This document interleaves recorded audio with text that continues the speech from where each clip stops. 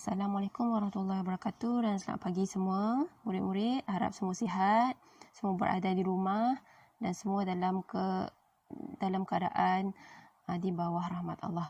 Okey, jadi pada minggu ni kita akan berbincang berkaitan dengan bab fiqh pelajaran 19. Tajuknya adalah suci daripada najis. Jadi saya harap boleh fokus pada kelas kita pada hari ini, insya-Allah. Baik. Jadi sebelum kita mulakan kelas, eloklah kita bacakan doa belajar dahulu. Bismillahirrahmanirrahim. Allahumma aftah alaina hikmataka wa anshur alaina min khazaini rahmatika ya arhamar rahimin. Amin. Baik, bismillahirrahmanirrahim. Jadi apa yang kita nak fokuskan pada kelas hari ini adalah yang pertama adalah saya akan nyatakan apa maksud najis dan jenis-jenis najis tersebut. Okey, jadi yang kedua adalah saya akan tunjukkan cara macam mana kita nak menyucikan najis. Dan yang ketiga, saya akan terangkan bagaimana cara untuk menyucikan kulit binatang. Jadi saya harap awak semua boleh fokus dengan tajuk hari ini. Okey, jadi baik, seperti mana yang awak tahu, najis ni adalah benda yang sangat kotor. Jadi najis adalah benda yang tak boleh kita bawa untuk solat. Bukan solat saja, untuk melakukan ibadah lah. Jadi ada beberapa jenis najis yang kita boleh tengok. Yang pertama adalah najis muhaffafah, iaitu najis yang ringan. Yang kedua, najis mutawassitah.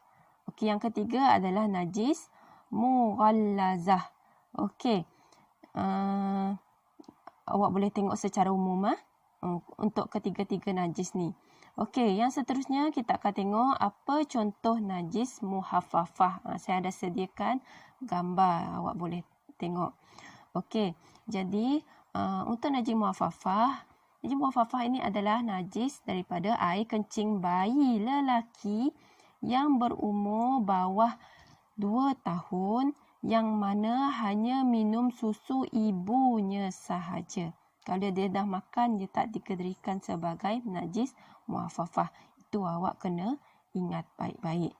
Okey, jadi yang seterusnya kita boleh tengok contoh untuk najis mutawassitah. Untuk najis mutawassitah ni banyak. Kebanyakan najis daripada najis mutawassitah. Okey, jadi untuk contoh najis mutawassitah, yang pertama adalah darah. Yang kedua adalah nanah di bahagian badan kita lah. Kalau ada nanah, kita kena bersihkan najis tersebut. Yang keempat, tahi. Kalau ada tahi di baju awak, takkan awak sewenang-wenangnya untuk nak solat, nak melakukan ibadah. Mesti kita tak rasa selesa. Yang seterusnya adalah mutah. Mana-mana mutah lah. Yang keempat adalah benda yang memabukkan, minuman yang memabukkan, iaitu arak. Mana-manalah. Yang seterusnya adalah bangkai binatang. Jadi untuk yang seterusnya kita boleh tengok apa jenis-jenis contoh untuk najis mughallazah. Ini najis yang sangat-sangat berat. Okey, untuk najis mughallazah, itu najis yang berat, ada 2 ekor binatang yang kita kena utamakan. 2 ekor binatang sahaja yang diutamakan, iaitu anjing dan khinzir. Dan semua perkara yang berkaitan dengan anjing dan khinzir ni, bulu ke, kuku ke, darah ke, anggota badan ke, semua dikategorikan sebagai najis mughallazah. Okey, baik. Jadi yang seterusnya kita tengok, ini awak kena tahu. Yang awak kena tahu adalah kebanyakannya najis-najis ni tergolong dalam najis mutawassitah. Ini tergolong dalam najis mutawassitah. Jadi dalam Islam, bangkai yang halal kita makan ada 2 sahaja, iaitu bangkai ikan yang belum mati kita boleh makan, dan bangkai belalang. Bangkai lain kita tak boleh makan. Dan kita kena buat dengan cara sembelihan dengan betul lah. Dan darah yang halal hati dan limpa, dan darah yang sedikit juga dimaafkan seperti darah nyamuk dan jerawat. Okey, ini adalah cara-cara untuk kita menyucikan najis muhaffafah. Okey, untuk sucikan najis muhaffafah senang sahaja. Yang pertama kita kena lap najis tersebut dengan kain yang kering. Lepas tu yang kedua kita kena renjiskan najis tersebut dengan air mutlak di atasnya. Kita kena renjis sahaja, tak perlu tuang air banyak-banyak. Renjis sahaja sebab kita dah lap najis tersebut. Najis ringan sahaja. Lap, lepas renjis, dan dah renjis kita lap dengan kain yang kering, kain yang barulah. Ucapkan kain yang mula-mula tadi kita nak lap. Itu cara kita nak sucikan najis muhaffafah. Okey, untuk sucikan najis mutawassitah ada 3 juga cara. Yang pertama, yang paling penting, awak kena buang ain. Ain ni maksudnya bentuk najis tu. Buang segala, buang yang mana awak boleh nampak, buang najis tersebut. Yang kedua, awak kena basuh tempat najis tersebut dengan air mutlak. Basuh. Pastikan tak ada bau, tak ada warna pada tempat yang terkena najis tersebut. Pastikan tak ada lagi sisa-sisa yang awak boleh nampak pada tempat yang terkena najis tersebut. Pastikan. Sebab apa? Sebab kita nak melakukan ibadah ni, kita nak hadap Allah. Takkan kita nak pastikan pakaian kita ada najis.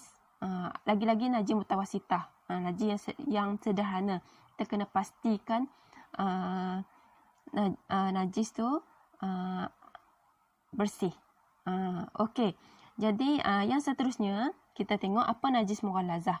Okey, najis mughallazah ni adalah najis yang berat lah, iaitu yang terdiri pada anjing dan khinzir serta keturunannya lah.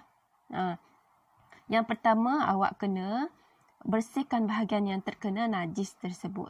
Pastikan bersih bahagian.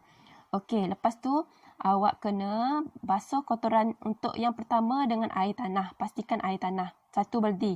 Lepas tu untuk 6 beldi yang pertama, 6 kali awak kena basuh dengan air mutlak. Sehingga hilang warna, bau pada tempat yang terkena najis tersebut. Pastikan betul-betul najis berat ni. Okey, yang seterusnya kita akan tengok apa cara kita untuk nak menyucikan kulit binatang. Kebanyakannya kulit binatang ni kulit lembu, kulit khinzir, kijang, biri-biri.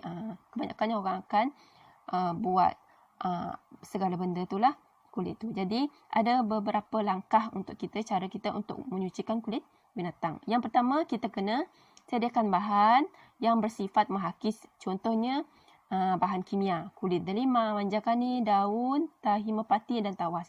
Itu adalah bahan-bahan yang kita sediakan untuk menghakis. Okey, yang kedua, buang lendir.